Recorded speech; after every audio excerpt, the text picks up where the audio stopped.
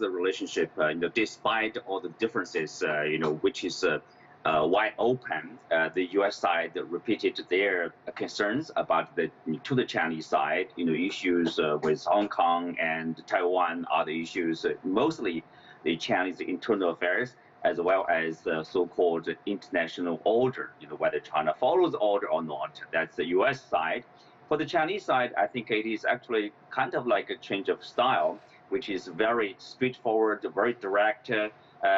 Chinese side expressed their concern, their top of priorities by presenting two lists to Deputy Secretary Sherman. One is about the Chinese concerns, one is about individual cases. I think in this sense, you can see both sides have presented their demands, their concerns, their priorities on the table.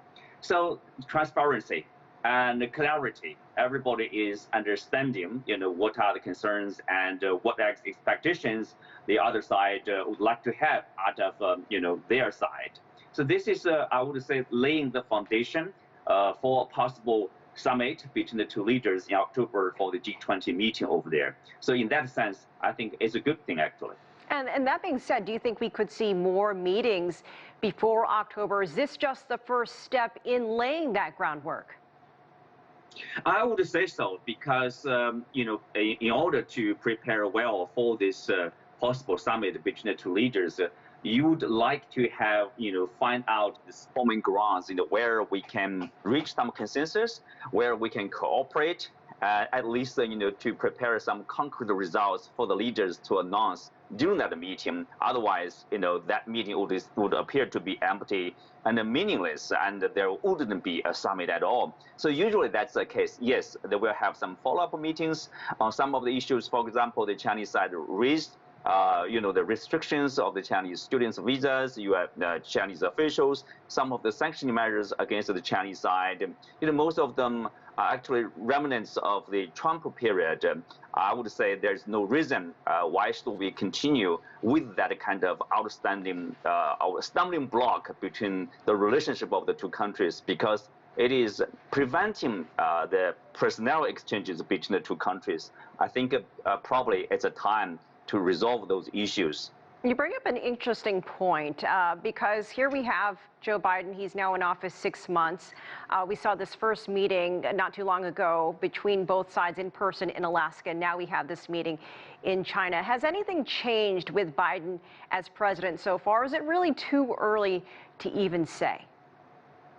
I would say, at the very beginning of the Biden administration, there was hope in the Chinese side that, Biden would rectify some of the practices or policies by the Trump administration, so the relationship between the two countries can go back on track, can be normalized. But what we have seen over the past 6 months is actually, no, this is not the case. The Biden administration is actually hardening some of the practices. For example, the tariffs on the Chinese products and services remains there, and you see more restrictions on the Chinese, or more sanctions on Chinese officials, more restrictions on the visas of Chinese CPC members, the Chinese students. So no, I think if there's anything clear, that is clear that the U.S. Policy toward China is strident and is getting more hardline, I would say.